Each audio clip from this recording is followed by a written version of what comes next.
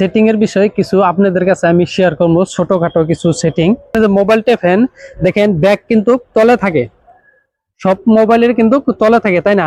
যে সাইডে ব্যাক কেমনে আনবেন, আপনার মোবাইলে যে ফোন আসার পরে কি করেন, যে আঙ্গুলে বা কিবা গান্দা সান্দা লাগে যে রিসিভ করতে পারবেন না, সেটাও আমি তাও দেখায় দিব যে আপনি কিভাবে রিসিভ করবেন। যদি আপনি কানে ধরেন, ধরার লগে লগে ফোনটা রিসিভ হবো, আঙ্গুল দিয়া রিসিভ করতে লাগবে না, এটাও আমি আপনাদের দেখাই দেব। আরো কয়েকটা সেটিং আছে, আমি সব এই সেটিং এর মাধ্যমে আপনাদের দেখাই দেব। তো চলুন সবাই আমরা ভিডিওটা দেখে আসি এবং শিখে আসি।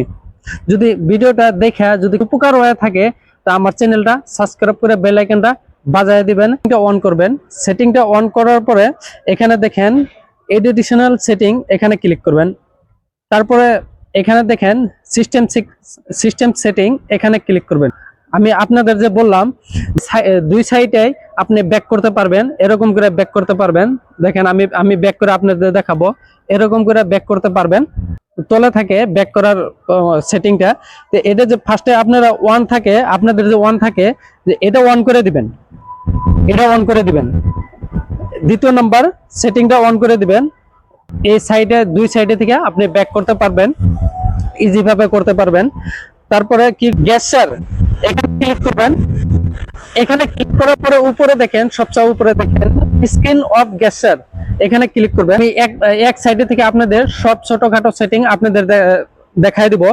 দেখলে যদি স্ক্রিন লক থাকে, যে পাসওয়ার্ড মাইরা আপনার ক্যামেরাটা ওপেন করা লাগে, তাই না?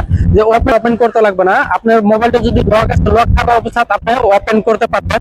যে স্ক্রিনের ভিতরে ও মারবেন, আপনার ক্যামেরাটা ওপেন হয়ে যাবে। আপনি তার তলের নাম্বারটা দেখেন, V2 turn torch on of, এটা লক থাকা অবস্থায় আপনি যদি ভি মারেন, আপনার ফ্ল্যাশ ব্যাক লাইটটা জ্বলে উঠবে। আপনাদের আমি যে বললাম যে মোবাইল আপনার আঙ্গুল দিয়ে রিসিভ করতে লাগবে না, এই সেটিংটা অন করে দিবেন। অন করে দেওয়ার পরে আপনি কানে ধরবেন, তারপরে অটোমেটিক রিসিভ হয়ে যাবে, আপনি আঙ্গুল দিয়ে রিসিভ করতে লাগবে না। এই ছিল আমার কয়েকটা ছোটখাটো সেটিং এর বিষয় আপনাদের কাছে আমি শেয়ার করলাম।